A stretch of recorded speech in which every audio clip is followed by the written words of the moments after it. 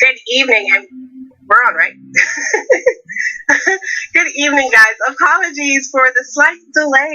It's always interesting times here with Anoa and Progressive Army and our technology. Anyway, thank you so much for joining us on this Friday evening special edition Progressive Army production. Um, we are we're here live. This is the first of 5 panels, as I talked about last night on the Benjamin Dixon show.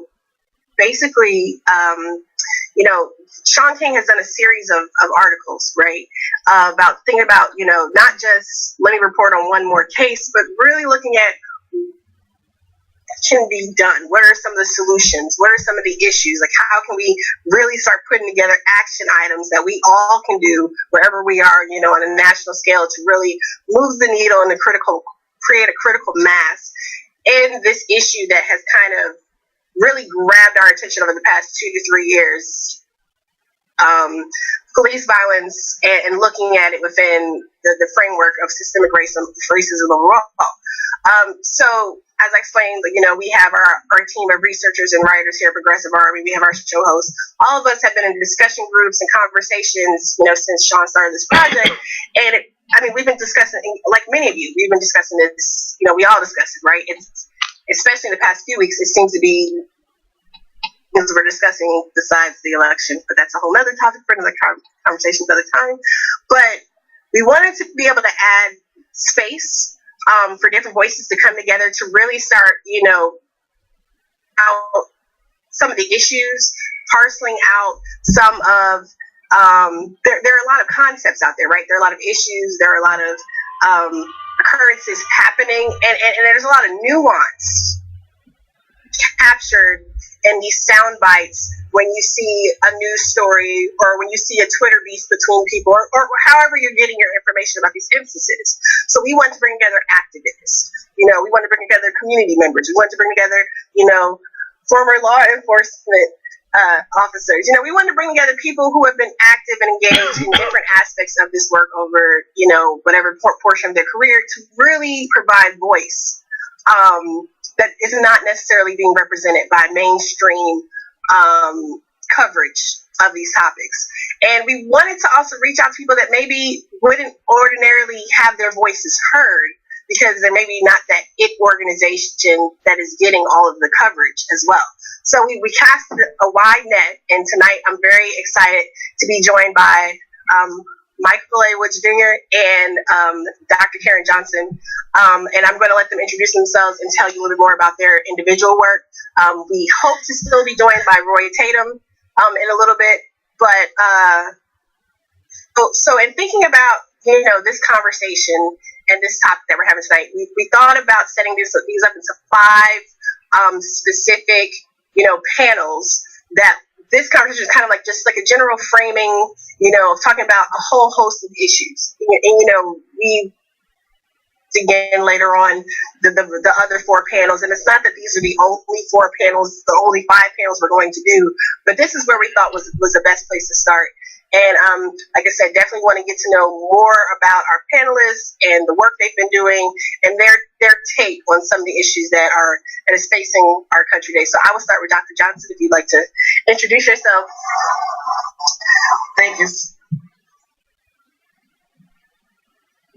Okay. I will start with Michael, only because my producer has informed me that Dr. Johnson's not on the screen yet. So, Michael, how are you? You are a very awesome person to follow on Twitter. I just want to... Oh, really? I appreciate that. I never know how to really quite deal with any of the compliments on what I do. I guess what I do is so, I don't know, dark and dealing with problem things that you just, right. You take all the hits and you don't see any of the victories. So, I don't know. Thanks for saying that. But anyway, so I was a Baltimore police sergeant for 11 years, doing different supervisory things there. I was a major case narcotics detective. And to make it as short as possible, I eventually ended up setting myself towards the scholarly endeavors to try and write policing. But then in the midst of those scholarly endeavors, Black Lives Matter came to the rise, and the deaths of Tamir Rice and Freddie Gray just really struck me, not just intellectually, but emotionally. I've never been able to get past, especially Tamir's murder. And now I see myself as setting the goal to try and figure out what these reforms are and how we take policing to the next level, reforming it in however we break that discussion down. Great. Thank you. Dr. Johnson, how are you? I'm doing well, Noah. Thank you so much for the work that you do and for allowing me to join you this evening. And well, thank you for joining us. I appreciate it. My pleasure. And Michael Wood, shout out to you. So my name is Dr. Karen Johnson. I'm chair of the Black Alliance in Thurston County. We formed in 2005 after 2 young Black men were shot in Olympia, Washington. Thank God they were not killed. We can only wonder if they were shot at all, though, is because they were black. We wonder if they were white, if the result would have been the same. And so the police chief wanted to get together and meet with black leaders in the community to begin having conversations around institutional racism. And before we met with the chief of police, though, we, the black leaders, did get together and decided, first of all, we knew the young black men were going to be charged. That pretty much is the MO. Shoot us. If we live, we're charged with assault. So we really weren't going to get caught up in whether or not the police officer was charged or whether the young men were charged. We decided instead what we needed to do was to fix our use of deadly force law, which is the most egregious in the United States of America. If the young man, Mr. Terrence in Tulsa, if that scene had gone down here in the state of Washington, the police officer would not have been charged. We have a requirement that malice need to be shown in a police shooting. Bad faith is unique. They have to demonstrate that the killing was executed in bad faith.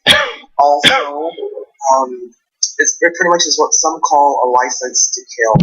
And so the work that we here in our community is around is getting this law changed and such that police officers who unjustifiably kill people are able to be criminally charged. And right now we're in the middle of a joint legislative task force with 26 members from the legislature, the state, from law enforcement and the community, working out and figuring out what kind of best practices do we need to reduce these violent interactions, lethal interactions between law enforcement and the community. So we're talking about and looking at how do we need to change this law and to hold our police officers accountable, that then could build some public trust, and as well as protect the safety and the lives of the police. Interesting. Excellent. So just to kind of just start, like I said, start with a framing conversation, and I'll kind of start with Michael, since you do have, knowledge, professional knowledge, and like you said, academic expertise as well. Just thinking about like how, from either your experience or research, how these types of incidences are even handled, right? Because we know that, officers are often in situations where they have to react on the spot to whatever set of stimuli or anything that's going on. But like, what are some of the issues, I think, to just break it down a little bit on a simple level, what are some of the issues that, exist in terms of the way maybe their officers are instructed in terms of what force to use and how it actually plays out in the field itself? Yeah, so we're going to kind of like take a far left turn on this, maybe that you weren't anticipating. It's that all of these things that we talk about for human interaction. So human interactions run the gamut. Anybody can respond in any way. That's not really our problem. Our problem is the system that's in place that surrounds this decision-making process. And in this system, American policing is a very unique beast. It comes from three different things, and that is the recapturing and apprehension of slaves, from the protection of white property, and from the continued genocide of the Aboriginal people, the Native Americans here in this country. So you can turn on TV now and you can watch the CVS of Baltimore be looped over and over, and that's the protection of white property. We yell at protesters as a society saying, what are you doing? You're doing this, you're doing that. And that's people freaking out over white property being destroyed, and not like at the care and concern of in Baltimore, where it was Freddie Gray, who was the only person that was ever killed in the entire incident. So that's the recapturing and putting slaves back into the new Jim Crow. And we can watch in North Dakota as policing continues the genocide of the Native American people. So as long as we operate in that paradigm, I don't see solutions as being actually viable. Interesting. Dr. Johnson, if you want to. Oh, Michael, I love you in the most professional way. I am blowing you a kiss right now. So I suspect that you have just set me up to begin with the Emancipation Proclamation specifically, and I quote, "And as a fit and necessary military measure for effecting this object, I, as Commander-in-Chief of the Army and Navy of the United States, do order and declare that on the first day of January, the year of our Lord, 1863, all persons held as slaves within any state or states wherein the constitutional authority of the United States shall not then be practically recognized, submitted to, and maintained, shall be then, thenceforward, and forever be free. And I would submit that what we are really looking at are the final vestiges of racism, which really is a smoke and mirror for greed, power, and control. Because black people were brought here from Africa to be enslaved so that they could be free labor so white people could become rich, harvesting tobacco. And we're the only people that, based on skilled color, that equates to slavery, inferior, and other narrative that obviously is inappropriate and unacceptable because we are not only still here, we are still thriving. Furthermore, as Grandma Alice would say, you don't mess with junk. But nevertheless, what I'm looking at, and Michael will hit it dead on in terms of the systemic racism. You see, we've been conditioned that black people are dangerous, lazy, not to be trusted. The police indeed were empowered to kill, destroy, maim, and otherwise decimate black people in general, black men in particular. That is why they were hung, lynched, and beaten, particularly in front of other black young men, so that they would be taught how to behave, and in front of black women, so that they would teach their sons to be docile. And when we think about in not too terribly long ago, the Klan were indeed law enforcers and were again given the opportunity and expected indeed to keep black people under control. And so therefore, I sat in on the Washington State Patrol simulator to see how police were trained to interact with individuals in determining to kill or not kill, shoot or not shoot, or use some non-lethal force. And I wasn't doing that because I already know that these are split-second decisions. I did it to see if that same tool can be used to recondition our law enforcement officers and possibly even society. Because if any of us take the Harvard Project Implicit test and we're flashed images and make split-second decisions on whether or not we feel safe or unsafe, people, be they black, white, Asian, Native Americans, whatever, typically indicate that they feel safer with white people than black people. And that is due to conditioning, brainwashing. You see, that is why from the helicopter in Tulsa, we heard the officer say, oh, that looks like a big bad dude. How do we even know that? See, that comes from what he is storing in his subconscious. So I really see that we are living in a time where we have an opportunity to once and for all own our bias, deal with our bias, and learn how to replace that hate with love. Dr. King was right. Hate cannot drive out hate. Only love can do that. Otherwise, we're on a course to destroy ourselves, because you see, we are at the place now where people who feel as though justice is askew as it relates to them are now taking justice into their own hand. Case in point, the young man who killed those police in Dallas. We in our community after that then had skinheads come forth and decided they were going to stab a black man and his white girlfriend to protect the police. And so we have all this hatred now that's being released and embedded in our systems of operations here in this society. And once again, I think it is time for us to decide that we're either going to come together as human and live together in a global community, or we're going to destroy ourselves based on something so irrelevant as skin color, over which, by the way, no one had an opportunity to decide. No one had the opportunity to decide which fursuit they were going to walk out this journey called life in. And so I see this as an opportunity for us to rise up and deal with what we're storing in our beliefs, our values, our principles, and get past the greed, power, and control. This is an elitist system and structure in place to maintain the establishment, to maintain control. Because let me do, I'm almost through. Because you're fine. You guys are giving me life. Where I am, I brought up Abraham Lincoln. So after he was killed, after the Emancipation Proclamation, we then go into Reconstruction. And that is only time in American history where black people and poor white people came together and ruled the land until white people were sold Jim Crow. And even though it didn't put any food in their belly or any clothes on their backs, they thought that they were better than black people because they were white. And that's when all of us were booted out of office by the elitists. And there we are today. I will rest my piece right there. Okay, great. Because you guys actually brought up too, and Michael, when you said you're going to make this conversation go left, but that's beautiful because I love actually the direction this is going in anyway. You know, when we're brainstorming kind of how to structure this is awesome though. We're gonna roll with the way you guys set this up. So I'm gonna go back to the point that Michael made about basically with the way the current system itself, not so much how human interaction occurs, but with the way the system is set up, that strategies and changes won't really make much of a difference. And then what Dr. Johnson has just said about also talking about implicit biases, the way people have basically been conditioned over the generations to react this way.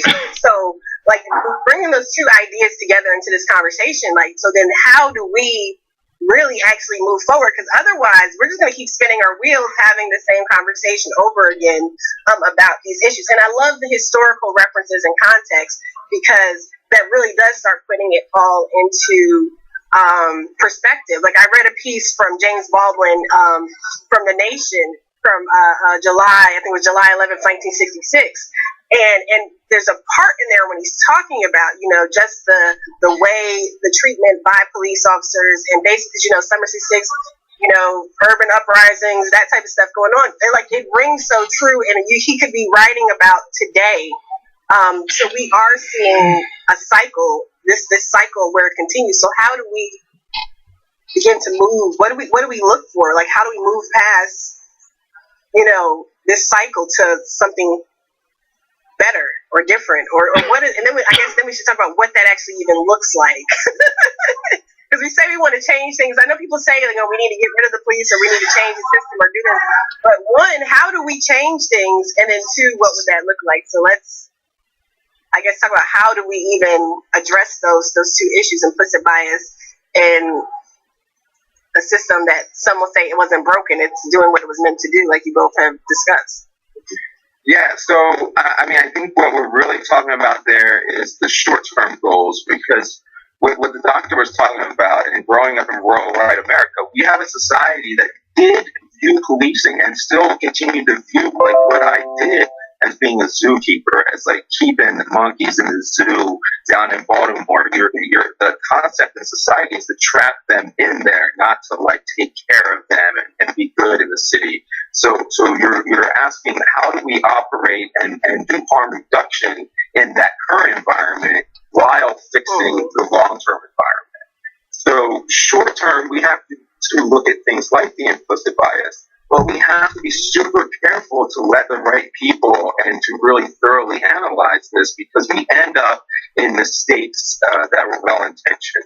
The crack law disparity is a good example of one of those laws that had good intentions that went wrong. And implicit bias training is one too, where we explain to people and we go to these shootings and we try to teach them, like, look, this black male is empirically not as dangerous or any more of a threat than any other person.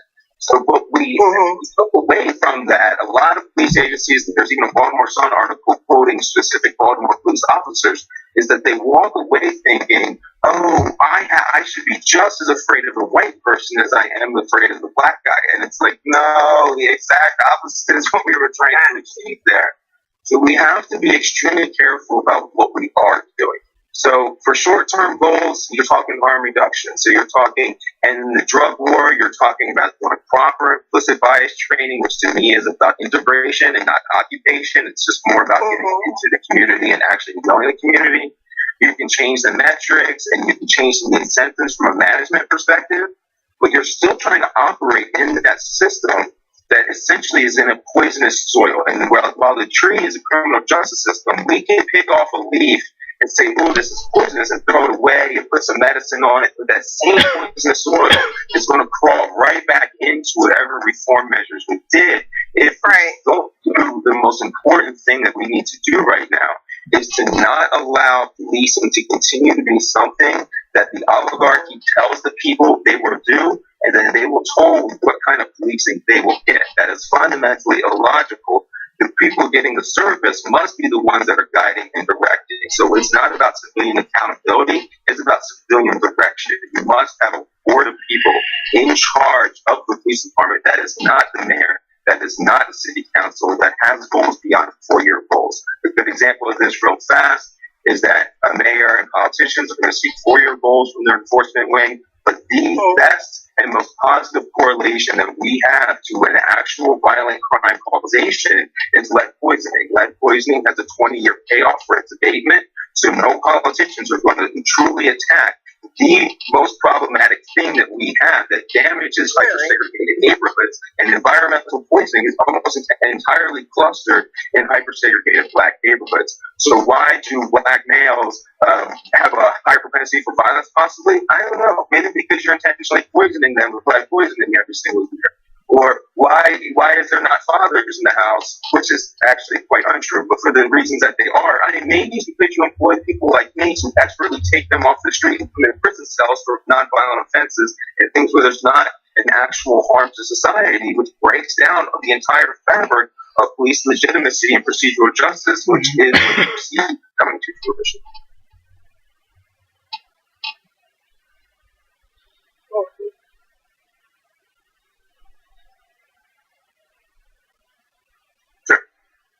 So I mean, that's absolutely like, wow. And I think I was reading, I think it was an article. When I was going through your website earlier, I think it was, you were talking about how there were times where you'd have to fill your quota and you'd even go like to someone else's area to make sure you could still get your numbers. It's so wild because, like, for so many of us, we have productivity quotas, like, in our day-to-day job, right? Especially if you're a paper pusher. You got to meet a certain benchmark, whatever. But I don't think people think about policing. People think about, okay, you're just supposed to be keeping the community safe. But when you're looking, I mean, is that the situation that some officers then find themselves in? Because then they have this quota, or they have this benchmark, or they have this other external pressure that has nothing really to do actually with community safety. That's some number that someone someplace decided upon. Does that then also like frustrate any of these efforts that we're talking about now that need to be addressed, whether it's looking at how you said integrate instead of, occupying areas? Like, does that also then factor in or frustrate? I mean, yeah, absolutely. So you have politicians and police chiefs telling you one thing. So they'll take a photo op with a black kid at a playground being like, look how well we service our community. But at the same time, they're evacuating all of their officers by how many of those black males they take off the streets through a minor drug arrest. So we have to not look at their words and look at their actions. I'm not aware of a single agency in this entire country that has any metrics or incentives for their officers that are actually deemed by the people that the people want. We use things like broken windows and stop and frisk and CompStat and evidence-based policing, which you're going to hear a lot about now. But remember, the evidence is essentially a self-reported survey of the oppressors. You cannot rely on that data. It's junk. Absolutely. Dr. Johnson, just to kind of go back a little bit to then, to piggyback on what Michael's been talking about, to kind of, go to what you were saying about, like looking at the way in which politics and racism have affected our ability to not just help inform these processes that are going on, but also this how we've been, well, basically how historically we have been removed from any decision-making ability and engagement in the system. I mean, so many people are like, why don't black people go vote in their communities or do this and that? But like you were saying, there's a history that has kept us, and not just in the Jim Crow South, across the North and other places that have marginalized our ability to actually have input in some of these discussions. So then, we have some of the issues that Michael was just talking about, but then we also have this from the community aspect, being able to even have the voice, being able to even feel like sitting down with the Olympia Police or whatever other organization would even make a difference. How do we then, help not just train people, but engage people to see the need for that type of engagement and action? Well, I believe that case is being made for us from the national political candidates and the shootings that have taken place across this nation. So it is pretty clear, I believe, that anyone who wants to be honest can see that this is an opportunity for everyone to engage. And I wanted, before I get to that question, though, no, I want to just say a couple things about what Michael had said. Mm-hmm. Go ahead. And I'm going to start with the monkeys in the zoo. See, it's that kind of. Let me back up. The way we used to train individuals to go to war was to dehumanize the enemy so that they had no problem killing Japanese baby children, etc. So to dehumanize us and equate us with animals or whatever, that is part of that strategy. That kind of strategy needs to be, I think, dealt with. Also, what is it going to take? I think Michael was spot on when he talked about the oppressor, the oppression of the oppressor. And I think it's time now for people of color, particularly black people, to realize that we are not the victims here. We're the victors. We, in the face of all of this, have been here for 400 years, and it's now time to come out of the wilderness. So I'm going to act as the modern day Moses and say, let my people go. And I believe that's how we get people engaged, by modern day leaders standing up and indicating we will not have this is unacceptable. And so this is because this is going to require what I was really hearing, like we'll talk about, is what I call a complete cultural change. He talked about you could do whatever, we could have policies and trainings and this and the other, but until we do this oil, the culture that allows, that contains the values and the beliefs and the expectations of what gets rewarded and what is recognized and what is expected, until we change that police culture, nothing is going to change. So I'm calling for a complete systemic redesign. I almost believe that it's going to be blown up and redesigned in a way that includes the voices of the citizens. Otherwise, as Einstein says, if we keep doing the same thing and expect a different outcome, that's called insanity. Dr. Denman put it this way: your system is designed to give you the results that you're getting. So until we make systemic changes, we're going to continue to get what we're getting. And so what we're calling for is, first and foremost, across the nation, that we begin to rewrite use of deadly force laws across the land. Amnesty International looked at all of the use of deadly force laws in this nation, and none are examples on which we can model. So we here in the state of Washington are seeking to use some of this best practice language that Michael had talked about, that came from the President's Task Force of the 21st Century, from the Police Executive Research Forum, that basically fundamentally puts at the center of the law the sanctity of life. This is not a civil rights issue, this is a human rights issue. Yes, and making it very clear that when people are unjustifiably killed, that police officers will have an opportunity to be criminally charged. That just need to be right there across the board, because without any type of consequence for their behavior, wherein is the opportunity to change the behavior. The next thing I believe needs to happen is anyone who wants to be a police officer, particularly if they're white, wanting to be policing people who are non-white, then their orientation and hiring condition needs to be that they have successfully spent 6 months unpaid in the community where they'll be working, so they can get to really and get to know the people.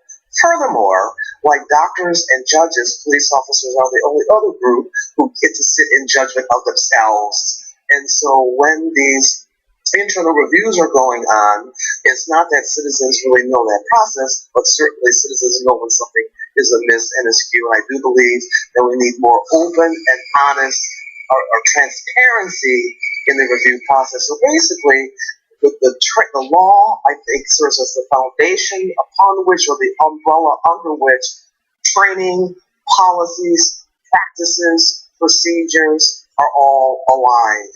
And until we say enough is enough, where it is necessary for a police officer to use lethal force because the person is a danger to themselves or other selves, we make that clear because we don't want police officers being unnecessarily killed either. But we want to begin to build public trust, public safety, and public accountability, and we need to say, now is the time to people to get involved. This is time to be voting. This is time to go to city council. This is time to stand up, be counted, and be heard to say, yes, it may be true, all lives do matter, but right now, Black lives matter. Because if we were the fire department and a house is on fire, that's like the fire people saying, oh yeah, all houses matter. Well, we know that's right. However, the one that's on fire is the one that is the fire truck. And so here we are, we just need to deal with this, what many call the original sin of racism that's in the heart, and begin to start hiring properly.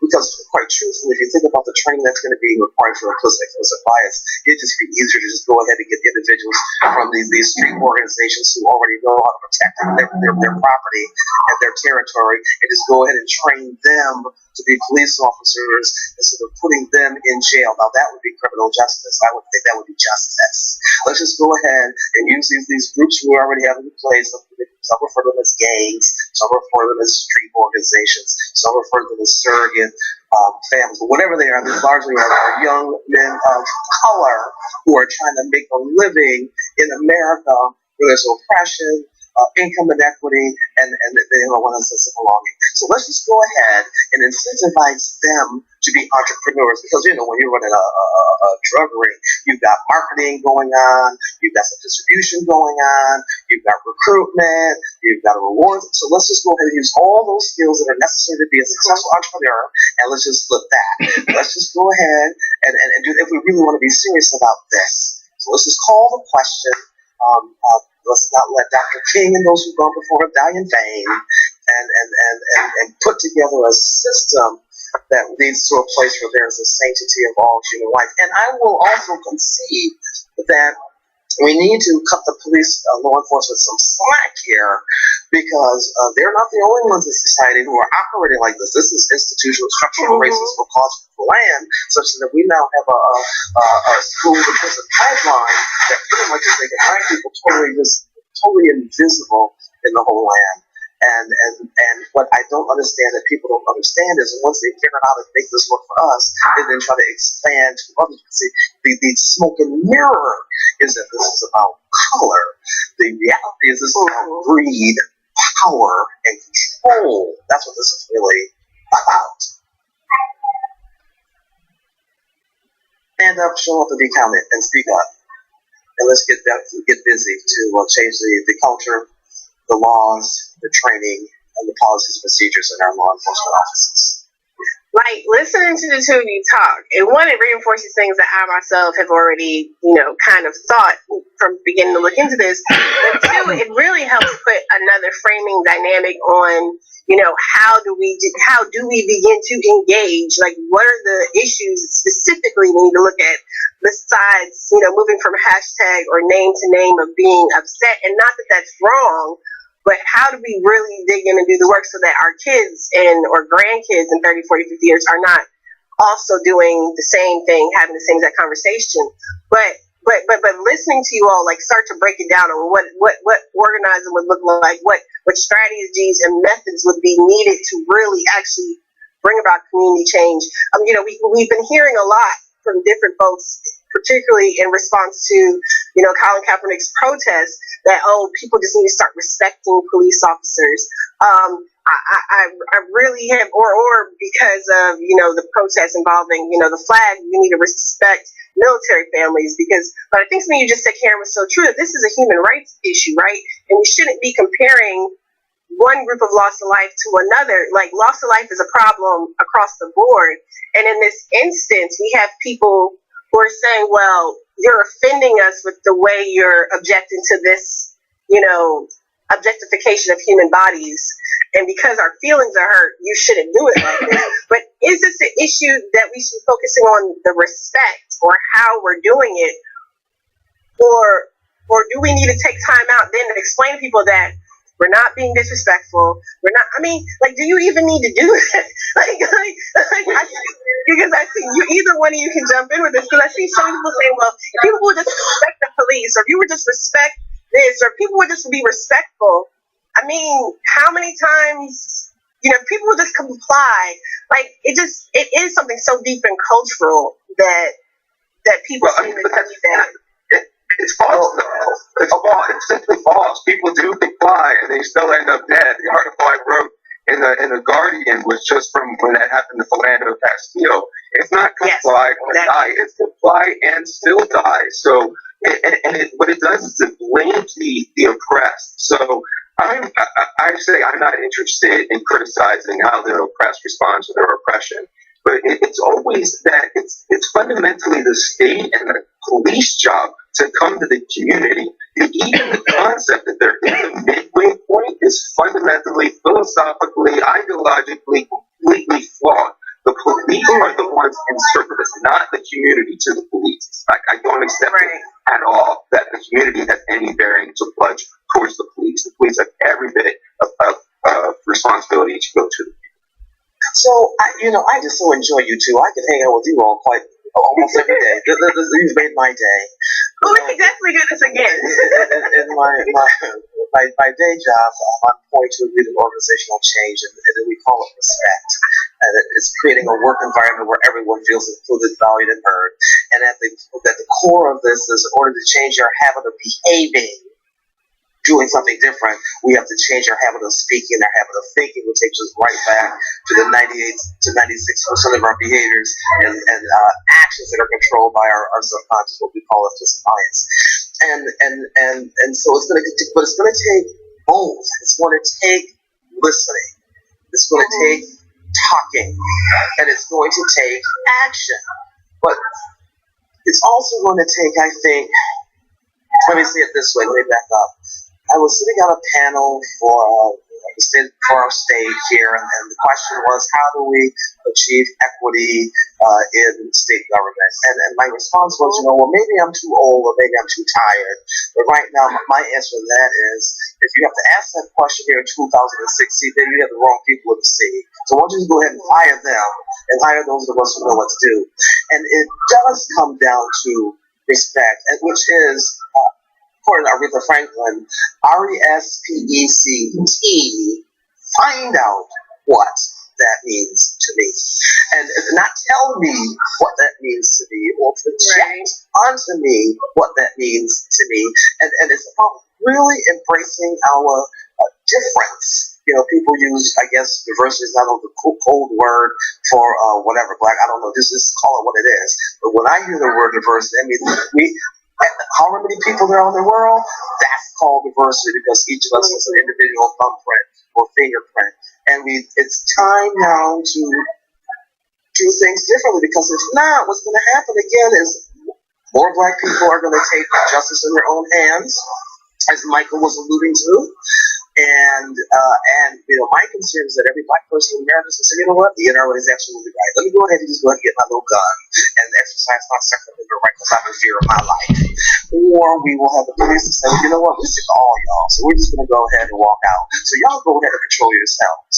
And then the concern here in our state is that, we definitely don't want police officers of who are black or brown, to say, you know what, we're not going to get charged. We just go ahead and make this right. We just go ahead and kill these white people. So see, none of this is constructive, and it's time to be constructive. Listen, talk, hear, and be part of the change we want to see. Maybe perhaps instead of incarcerating these young men, maybe they need to do some community service like law enforcement. I don't know. But we have to do something different, and it starts with dialogue, and it also starts with standing up and saying enough is enough. And who was it? South Carolina or Charlotte, they decided, you know what, we're going to go back to old school. We're going to just boycott.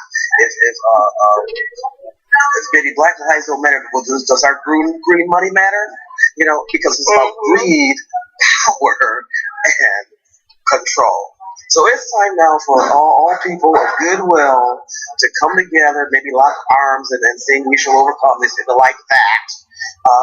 As we begin to figure out what are we going to do so that we can live together in this beloved society where we respect each other for who we are and not allow anybody to kill us and deem us less worthy as a human being because of the color of skin. We will not stand for that. And so it's time to stand up against that and for the sanctity of all life. And be part of the solution and not part of the problem. So I was gonna follow up just real quickly what you were talking about in terms of use of force legislation, and then kind of just trying to tie back into what Mike was talking about earlier, or maybe it's taking us even farther left. I'm not sure. But one of the things that I've thought about, I'm an attorney by my day job, by my day trade, and one thing that just absolutely agonizes me is with these prosecutors and like, oh, there's no reason, there's no way, and I just sit there like, my mom did criminal defense work, civil rights law, and she runs a social justice clinic at her law school now. And so we go back and forth all the time. And so the thing she always says to me is that there are laws in many places already on the books. It's not, I understand what you're saying about the use of force laws where, in different places, and that is a specific example. But in a lot of cases, there are actually laws on the books where, prosecutors can, pursue some type of charge, or there are administrative procedures that could be used by police departments, like in New York City after the killing of Anthony Baez with the chokehold rule, right? It didn't necessarily get enforced properly in Eric Garner's case, but that rule did get put on the books in New York City after the Baez case. So I was just curious, Michael or Dr. Johnson, just either one of you, I was curious, like, what about the role of prosecutors in this whole process? I mean, we talk about the way or not just prosecutors, but I guess the justice system, like that side of the justice system, like the legal system in the courts. Like, what do you see from your experience of how they play into, enabling the system with cops that allows for this to continue to go? We see cops in some of these cases, they've had multiple shootings on their jackets, or there are other issues. They may not be shootings, but there's multiple other charges or harassment or assaults or whatever the case may be, but there's no repercussions taken. There are no charges brought or filed. Like, how does that factor into all of this and our interaction with prosecutors? We've seen some prosecutors. Slow down, give me one question at a time. So, I mean, I'm sorry. Like, I just started getting excited. I'm so sorry I got excited. Take whatever part of that. Whatever little part. He's like, I'm sorry. I just got so excited. I'm like, and then wait a minute. There's just this part too. Right. It starts to snowball. But go ahead. You're trying to operate in a broken system. This is what I keep trying to everybody get away from. Inconsistent with what should be our fundamental philosophies. So, for one, convicting laws doesn't stop any crime. We should never think it would stop police crime. So, if we want to fundamentally re-envision what criminal justice is and have it more towards a system of rehabilitation than of retribution, then why would we want to have retribution on officers if our criminal, we're supposed to put people in prison so that it protects the rest of society, not to punish that individual person.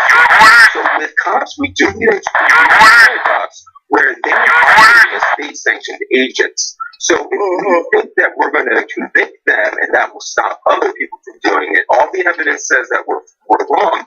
And we're in a weird situation that if we were to just fire them, they are not in that situation again. And you've almost effectively rehabilitated the propensity to do a crime as a state-sanctioned agent because you entirely removed its possibility. So we have to really think about whether we want to be a retribution and how that is, we have to have that compassion for the people that we're also seeing as the enemy at the time. The other thing I want to add into that is, while we need to be aware of all that, we get caught up in things and thinking that, for instance, black cops will make a difference. This is empirically false. NWA rapped about this a long time ago, and black cops are just as much a victim of the culture and the oppression that implicit bias puts on us. Just because you're black, you are not immune from the implicit bias of society. David Clark from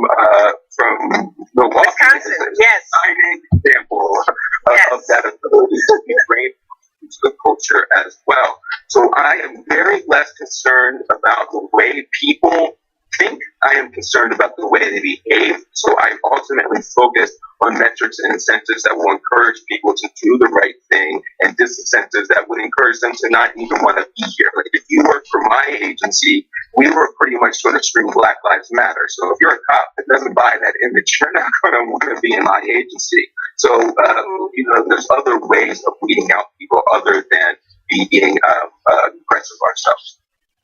Oh, your point is well taken, and I think we for the most part agree, Michael, that definitely agree that there's a culture shift that is necessary as defined by having clear expectations, values, and accountability that reinforces the behavior that we expect to see.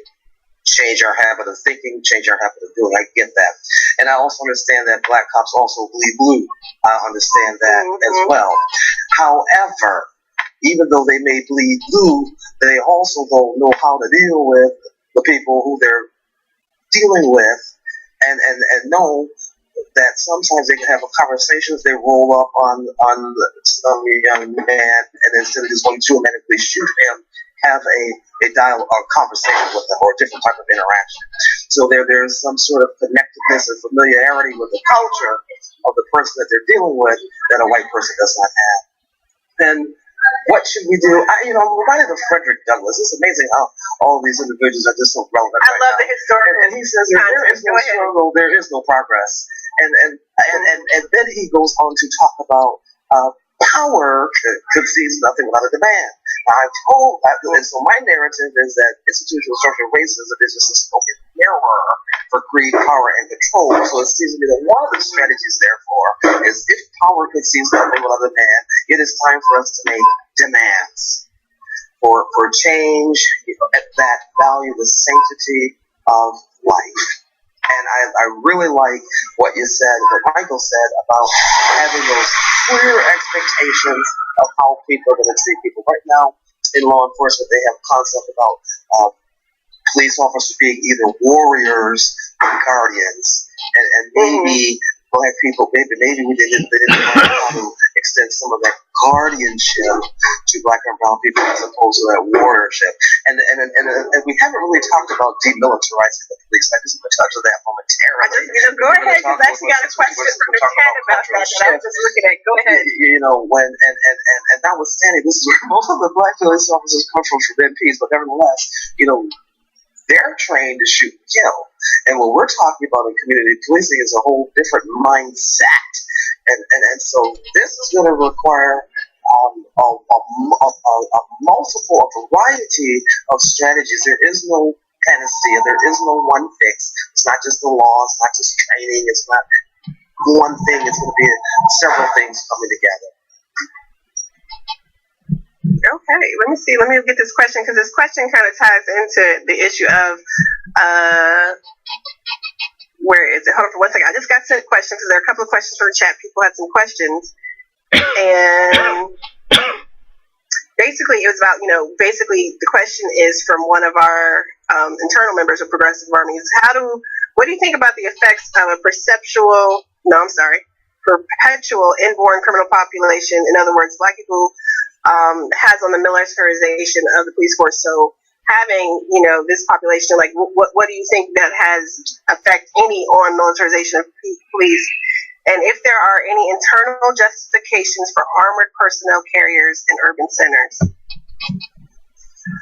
Go ahead, Michael. Okay, sure. I'm reading like I think I get this right. I think I understand what they're meaning, but apologies, Brandon, if I botched the question. Yeah, I'm not sure about the initial part either with the perpetual system, but our current model of policing focuses on the symptoms of crime. So if you think of crime like viruses, then what we're only focused on is whether we suppress the cause. So the only answer that policing have for suppression is violence. So everything is violence towards the suppression of a system. The thing is our actions that suppress the symptoms. So if it's a cough, then those actions that we have, the medicine we take, are actually feeding the virus that's causing the cough. So when we take somebody off of the streets because they've committed a crime, usually the reason they committed that crime is because of some kind of economic desperation where they're reaching for something. And what we end up doing is we end up putting more hurdles in their way by putting them into the system. So you put somebody back on the street that's more likely to commit an offense, and then they weren't there for their family. So gains in reduction of violent crime, from all of my estimations, have occurred not because of policing, but in spite of policing. When you're trying to militarization, you're doing the same thing. So the only response is to actually keep growing and growing in a very Orwellian type of model where the end result is ultimate occupation and soldiers marching down the street. You're watching that evolution take place in front of your face.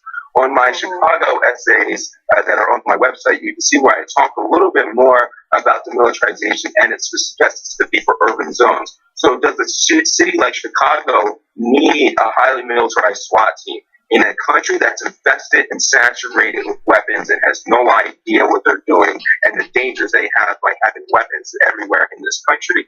Yeah, you need that. But the thing is it's only like you can have a very good unit in Chicago, but that means everybody for 50 miles doesn't need such a unit. It's Chicago. It's right. Chicago.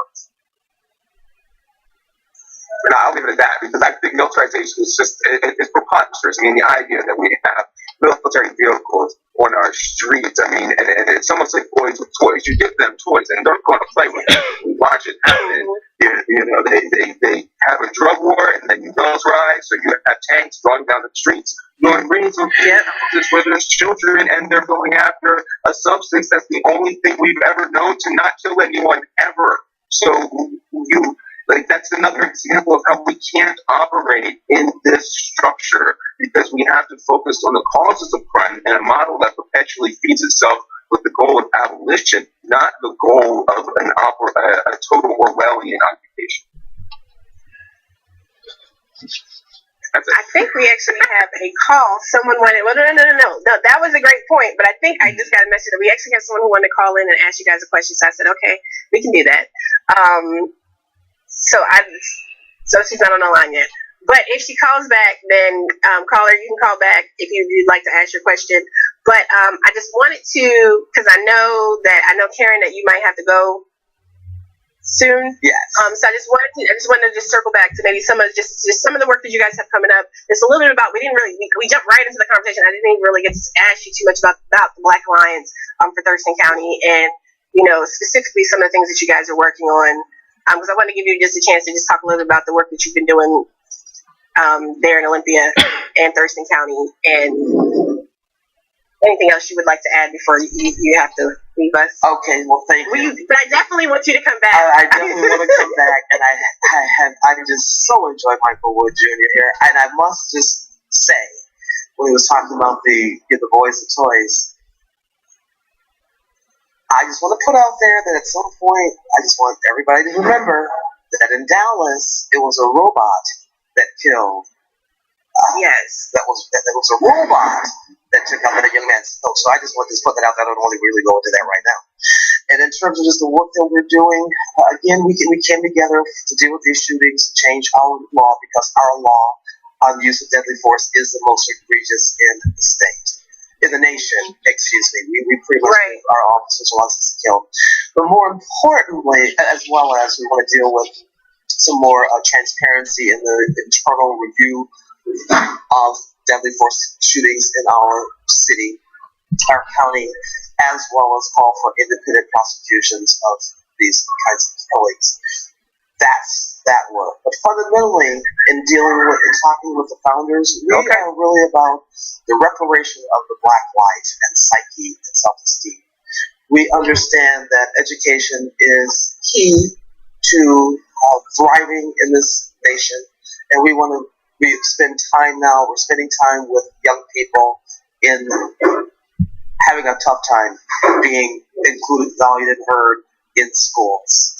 We also are looking at the economic and social and political justice of Black people, and are working to increase diversity in our legislature. So basically, we're on a whole We Be Free campaign. Give us free, we be free, and we're here to exercise our freedom. because we do not succumb to the victim mentality. We do not believe that we are inferior. In fact, we believe that black and brown people are the majority, not the minority. So we're not really feeding into any of that narrative, and really are standing up and doing what we can to be leaders and helping and guiding and nurturing and mentoring and rolling up our sleeves and going to the school boards, going to the schools, going where the people are to make a difference.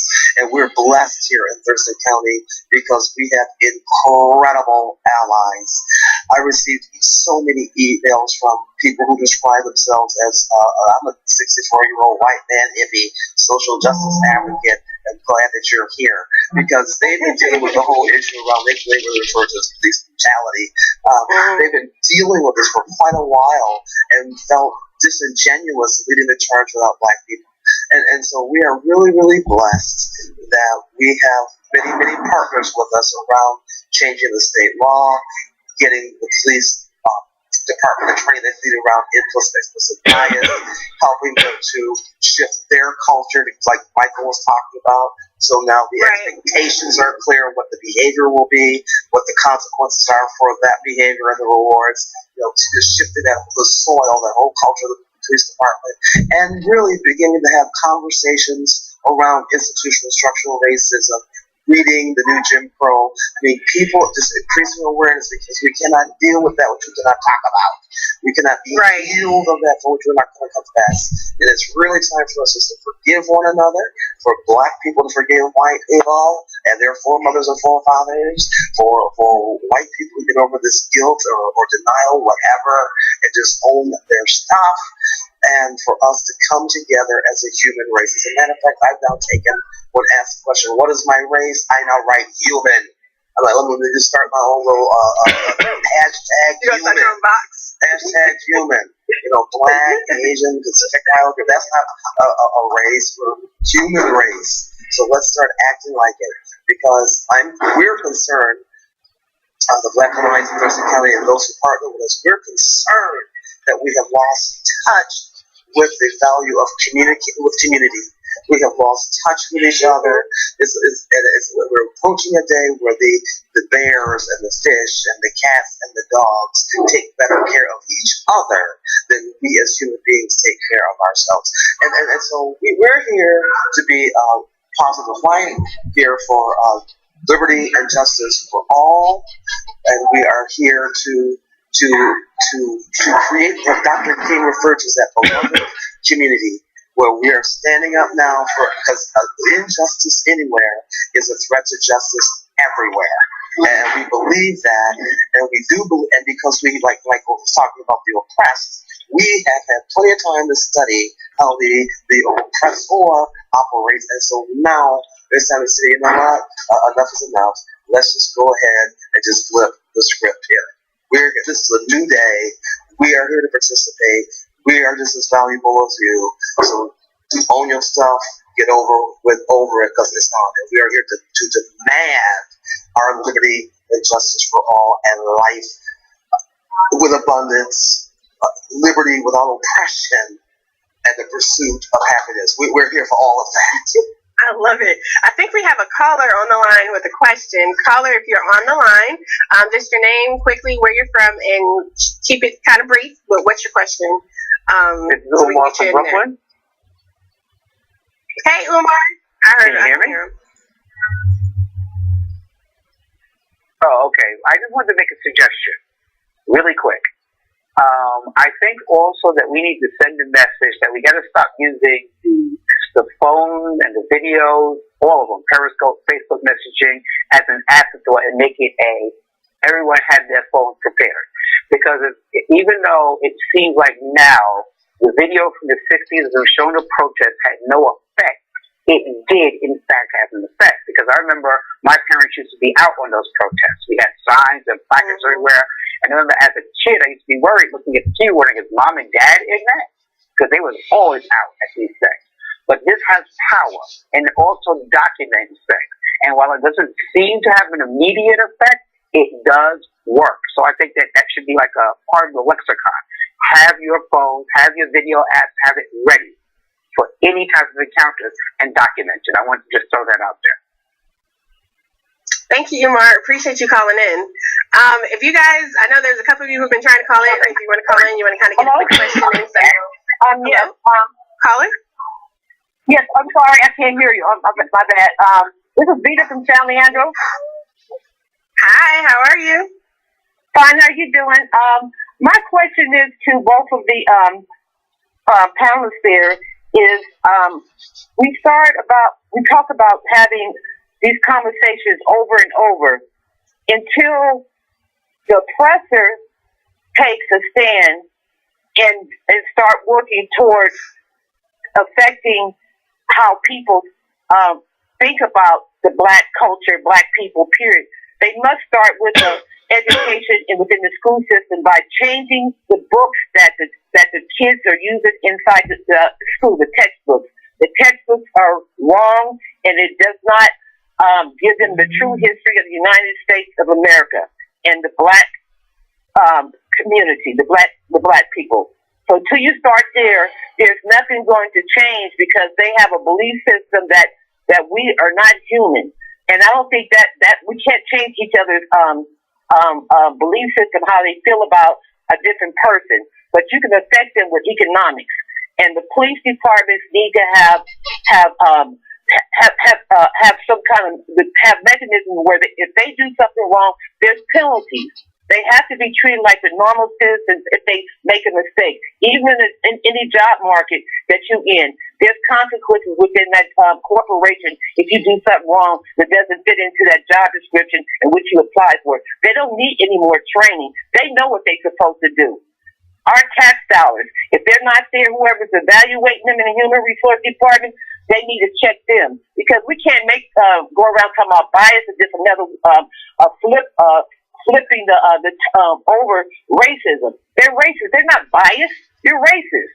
If you're racist and you have the opportunity to control a person's livelihood, that is racism. You know, just speaking about saying something, a word or something. But if you have laws that are outcome is racism and discrimination, you cannot. You have to start there. We can't keep dancing around bias training and all the police need these training. They need body cams. They have body cams and they turn around and change the law, or they don't cut them on. And people's lives, people are being killed. Parents are losing their kids. You can't get them back. Human life, you can't get it back. So we have to stop all this dancing around the issue. You know, that's all I got to say. Because it just don't make no sense for us to keep dancing around all these alliances. White people know. You should know by now. We have educated people with BAs and masters, and they go for jobs. And their studies have been done already. So many studies have been done. Look at Dr. Khalil Muhammad's book about data, how data lies. Why do we have to keep having data when we know for 400 or 500 years what the hell's been going on? Sorry, we gotta make sure we have other calls coming in and stuff like that, but definitely were, great points about in terms of changing culture, because I think it goes back to the early conversation we were having about how we have to change culture, because this is a cultural issue that's been ingrained in society since the inception of this country. Systemic racism is not something that just came to us via Donald Trump in this recent election cycle. It is so. It's in the fabric. It's in the fibers. It's in the Constitution. I mean, it's in the genesis, and I think the work that you both have been working on. I mean, Michael, I know that you get. Whether you probably get the other side of it too, but I know you do get a lot of praise because there are so many people who have been in your position that would not go your route. To step aside and say this is like what you started out by saying. Tamir Rice still sticks with me. Freddie Gray still sticks with me. There are so many people who don't see it as a human life issue, a human rights issue, and just seeing like, well, that's them people. That's not our issue. And I think that when we start, ingraining in people that way of thinking, it helps us begin to really build on this work even more and move it to the next level. And we've been seeing that to some extent with, it's wild to see Black Lives Matter protests and you have a large white contingent. Like once upon a time, you might not have seen that. And now we are starting to see that. And people are making it their issue, even if it doesn't directly affect them.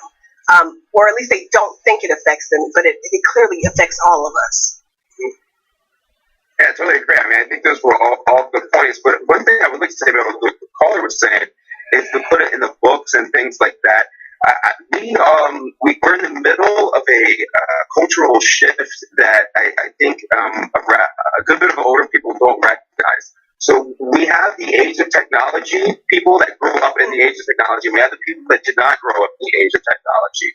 So those of us that grew up in the age of technology, the millennials and a little bit younger, you'll see that the numbers for bias, for racism, for conservative ideas, for believing in capitalism, these things are dramatically falling off. I mean, it's something, like last survey was something like 60% of people under 30 identify as being socialist. I mean, that was a dirty word not too long ago. Right.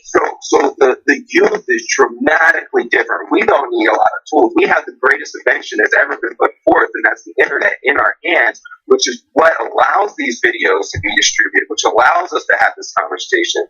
I really think we're in a big period where we're stuck in an age of denial. So you have, like, right before the age of technology, we're stuck in the age of denial, where all the people that have the technology and have the research are like, no, this is the truth. And then there's the whole anti-intellectual pre-age of technology, wanting to be controlled into the system, learning what to think and not how to think. So with the rest of us now, she should be rest assured that if those 12-year-olds, if they hear something cool, they're going to go right to Google and be like, I told you slavery was in the Constitution. So, I mean, there is hope with that.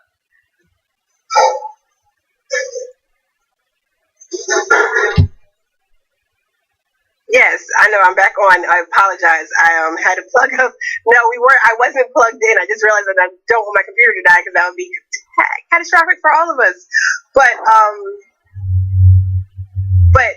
one of the things that I think that like I said, like what you just said is absolutely right. I do know that there has been, like, there is an issue with textbooks and the way kids are taught, but so there is so much learning that's happening, like you were saying, because of technology. It's happening outside of the traditional methodologies. Once upon a time, all we did have were textbooks, and we do have an issue with, particularly when you're talking about the South, like, you talk about the Southwest, talk about your Texas, you talk about Virginia. You do have this movement in more conservative areas to take textbooks to a completely different.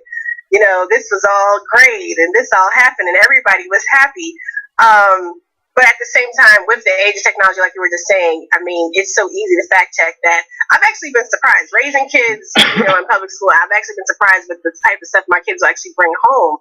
Like, and we lived in West Virginia for several years, and my son was like, did you know Columbus was lost? And did you know he killed the Indians? And did you know this?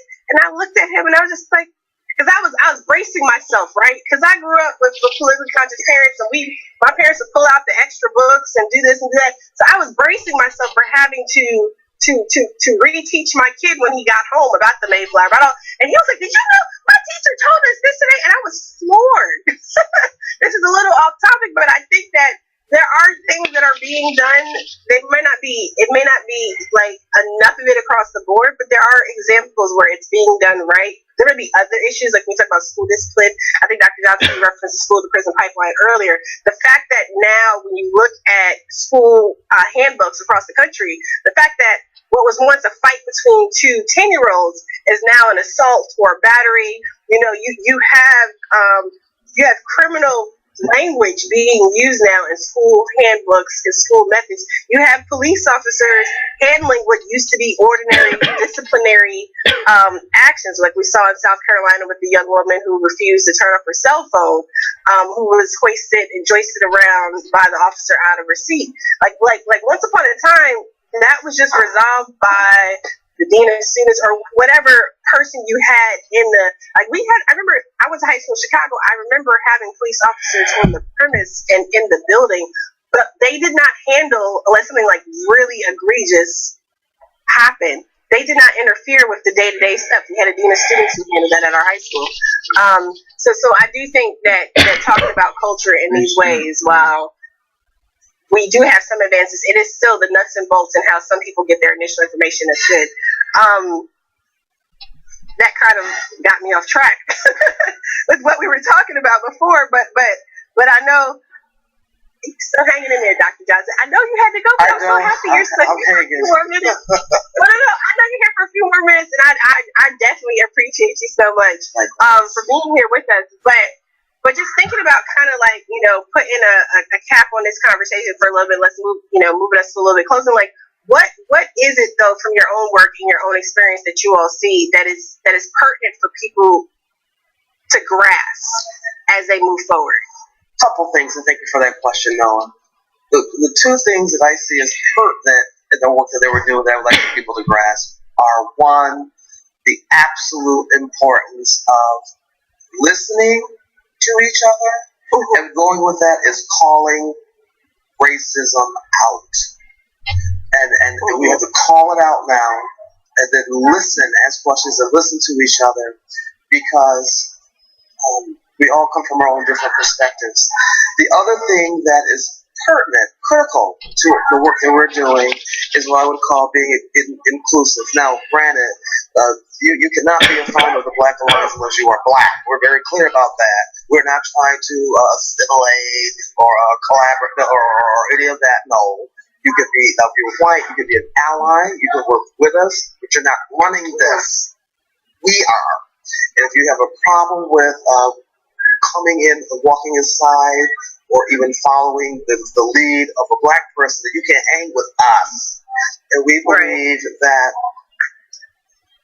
this type of a construct is critical because white people have been conditioned that they cannot be led by a Black person. And what's beautiful about the work that we're doing, most of us are somewhat older. We are getting ready to get the younger people because we need that intergenerational synergy.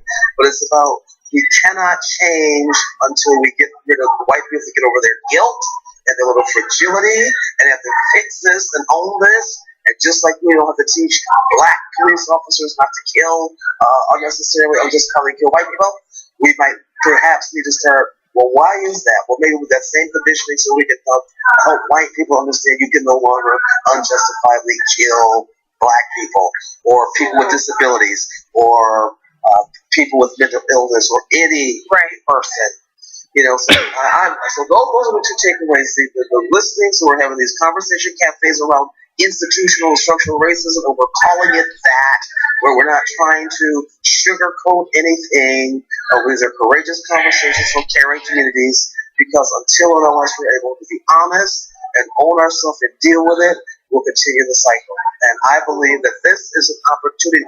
We are all brought here in this context called society for a time such as this to stand up and rise up and work together, replace the hate with love in our hearts, get rid of the hate, learn to relate, and instead of destroying one another, build one another up. And I believe that's what Bernie Sanders was trying to say, calling out many of the injustices, when he was talking about, and we've all known that they've always had environmental injustices among Black people. That's what was about the railroads. Don't get me started. Please don't get me started because I'm leaving out.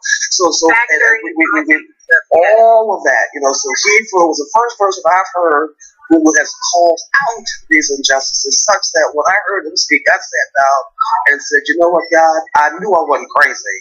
And I thank you for that. And I thank you for sending a white man to validate that I'm not crazy. Not that I needed him, but it certainly made my narrative a lot easier because now I can point to somebody who looked like them to say, see, did you were you able to hear that? You can't hear it from me because I'm invisible, but were you able to hear that?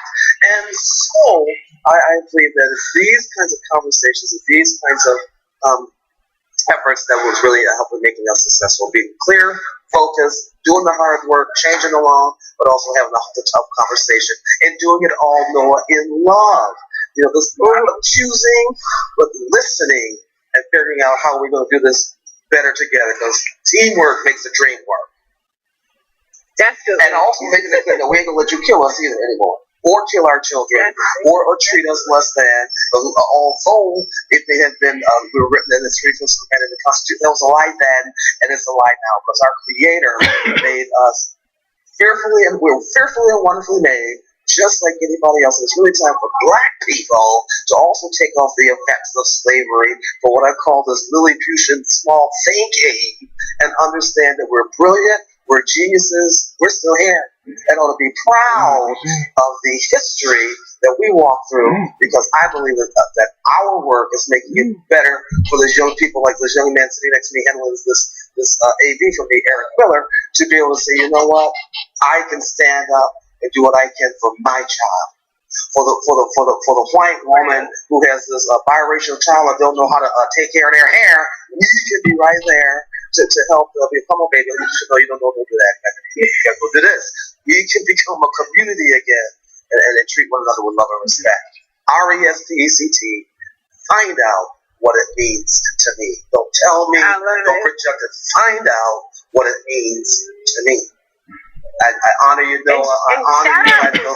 Thank you. I appreciate you so much for participating. Thank you. And shout out to Eric Miller, Progressive Army, yes. Project Sandy's own, for hanging in there, and one, for bringing us this jewel that is Dr. Karen Johnson, and then two, definitely for helping her with the tech and stuff on that side out there in Olympia.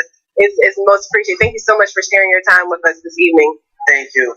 Blessings to you. Michael, so I know you have been doing, a variety of things. I've seen that, you might be in line to be Oakland's new police chief.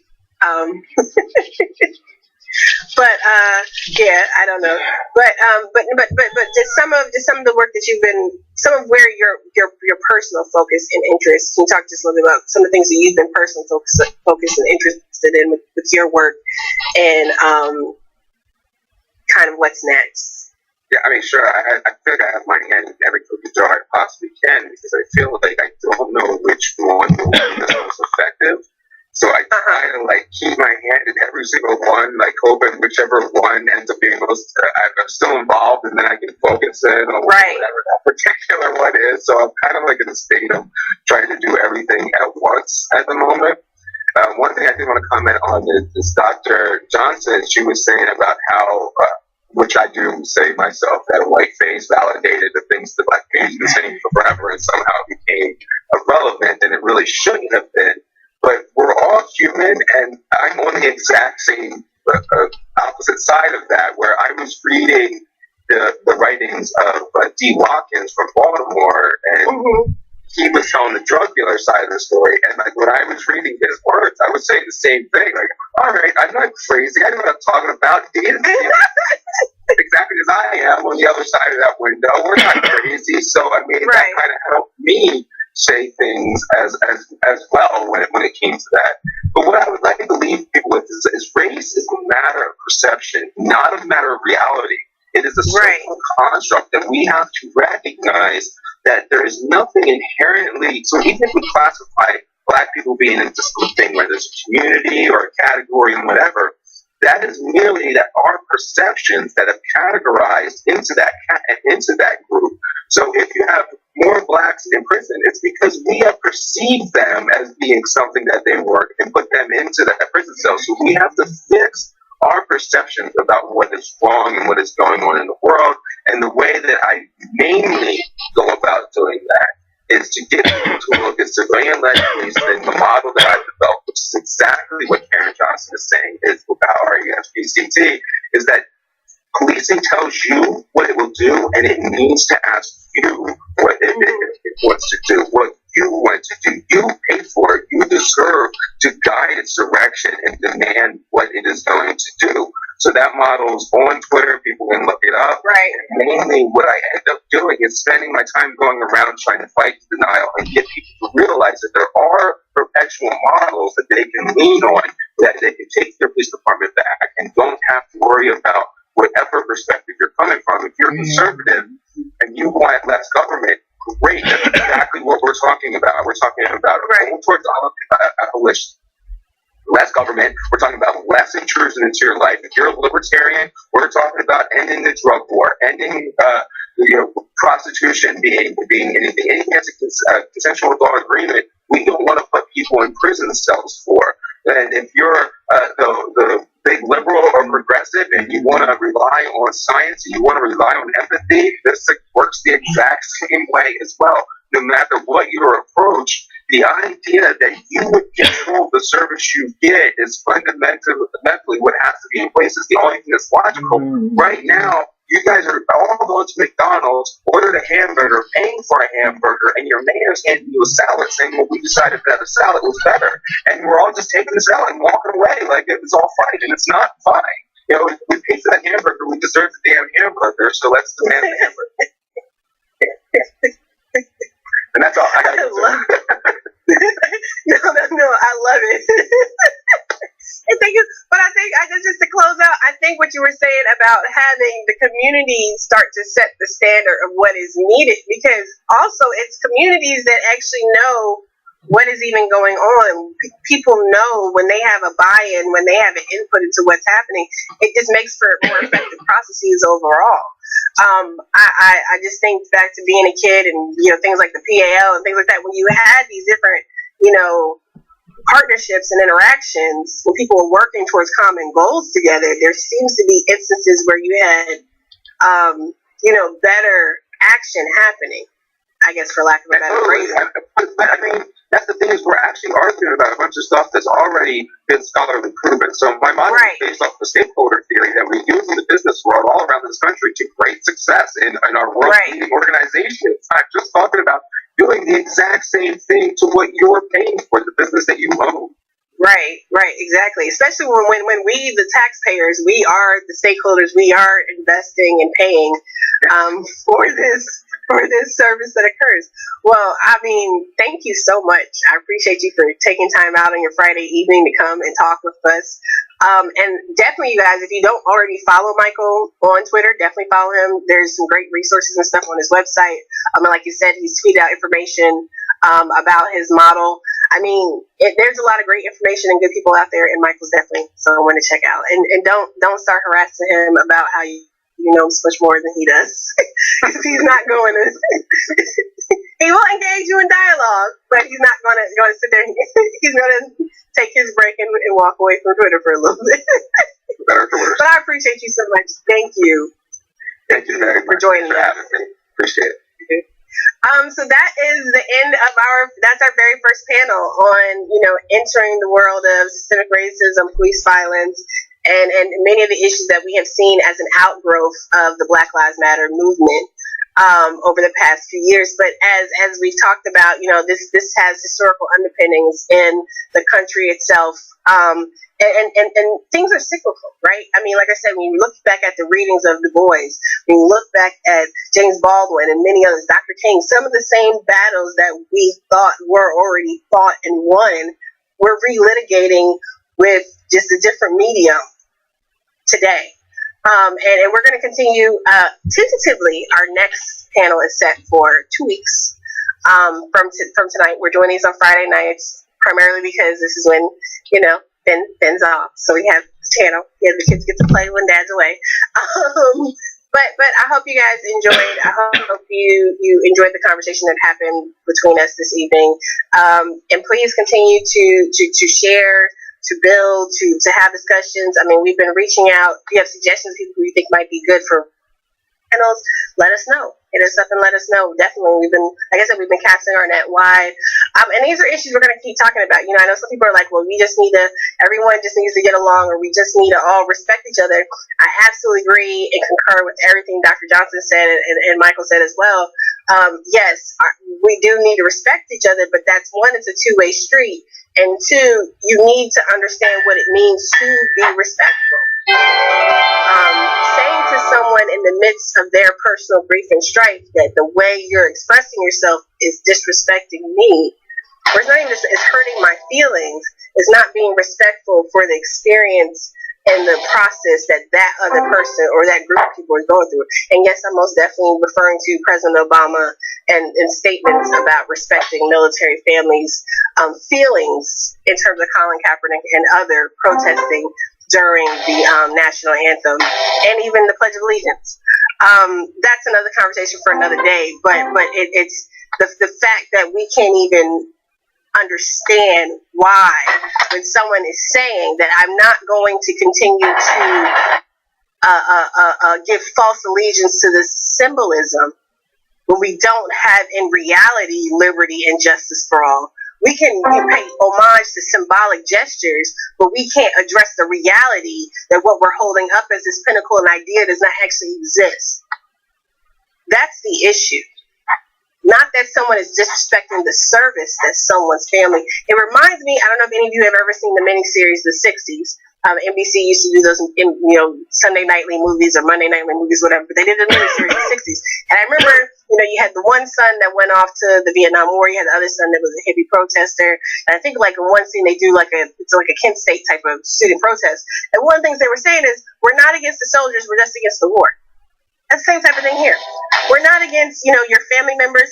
I think back to my stepfather, who was a former Black Panther. But he's also a retired Marine. Well, not retired Marine, but he was a Marine. He was in Vietnam, and he came back very radicalized. Why? Because so many of us have grandparents, have parents who were either in World War II or Vietnam or the Korean War, who went over there, who saw the brutalization of other people, and then came home and saw the brutalization of their own. 30, 40, 50, 60 years later, they're seeing the brutalization continue in their children and grandchildren. So please, save me the false equivalencies. I don't have time for that. None of us do. And it doesn't do us any disservice. It doesn't do us any service at all. In fact, it does us a disservice, and we're not having honest conversations. So we had a very honest conversation here tonight, and we're going to continue doing this. And I hope you guys will join us. Like I said, please share this video for those who may not have seen it. If you have any comments, questions, thoughts, ideas, hit us up. You can email me directly at thewayofmanoah@gmail.com. So we're out. Have a great rest of the weekend, everybody, and talk to you guys next week. Peace.